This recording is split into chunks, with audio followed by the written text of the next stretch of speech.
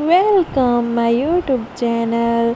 तो सबसे पहले आपको वट सावित्री की हार्दिक शुभकामनाएं। तो आइए हम वट सावित्री की ये तैयारी करते हैं। तो सबसे पहले मैंने 5 फल को अच्छे से धो के तैयार कर लिया। अब मैं कलश तैयार कर रही हूँ। तो कलश में मैंने सबसे पहले श्रृंगार किया और हमारे यहाँ लीची को इस तरह कलश में बांधा जाता है। फिर मैंने उसमें अच्छा चना डाला। उसके बाद यहाँ मैं छत पे आ गई पूजा करने, क्योंकि इस समय मैं प्रेग्नेंट थी तो सब मैं बाहर नहीं गई। मैंने छत पे ही अपने गमले में रोप लिया और चली आई पूजा करने। तो मैं यहाँ पूजा विधि बता रही हूँ। यहाँ मेरी बीवी को देखो, वो नहा के खड़ी हुई है और वो मुझे खोज रही है, बट मैं यहाँ चुपचाप आई हूँ क्योंकि वो परेशान करती है। अब पूजन सामग्री तो मैंने आपको दिखा दी, पूजन विधि भी यहाँ दिख रही है। यहाँ कुछ वीडियोस मेरी थोड़ी इधर से उधर हो चुकी है। तो आइए उसके बाद यहाँ मैं फेरे लेने की तैयारी करूँ। फेरे लेने की तैयारी में इसके बीच आपको आएगा यहाँ पूजन की विधि कैसे करते। तो आपके यहाँ जैसे विधि की जाती है वैसे करिएगा। अगर पेड़ है तो पेड़ के पास जाइएगा। तो सबसे पहले पंखे में श्रृंगार किया मैंने, क्योंकि जब सत्यावाहन जी मूर्छित हुए थे तो यहाँ पंखों से सत्य सावित्री ने हवा किया था।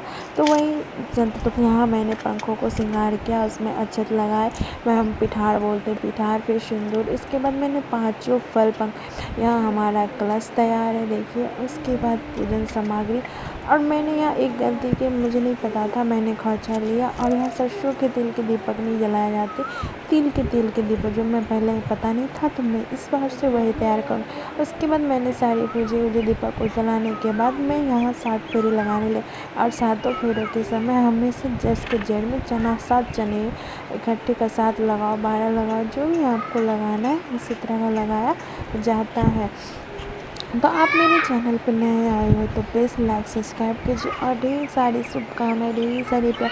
सभी की पति की लंबी रोजगार हो, अच्छी हो, तरक्की हो। और उसके बाद वट पूजा होने के बाद हमारे यहाँ मान्यता है कि पति परमेश्वर के पैर धोए जाते हैं। तो यहाँ पति परमेश्वर नहा के आ चुके हैं। मैं यहाँ थाली ली, उस थाली में मैंने इसी कलश के पानी से धो दिया उनके पैरों को। उसके बाद मैं उनको पंखा गए या गलती से मेरी बेटी आ चुकी है तो मैंने उसी साइड किया। उसी साइड करने के बाद मैं वो नहा रही थी, इसलिए उसके समय ना, उसके बाद मैंने अपने पति के पैर धोए।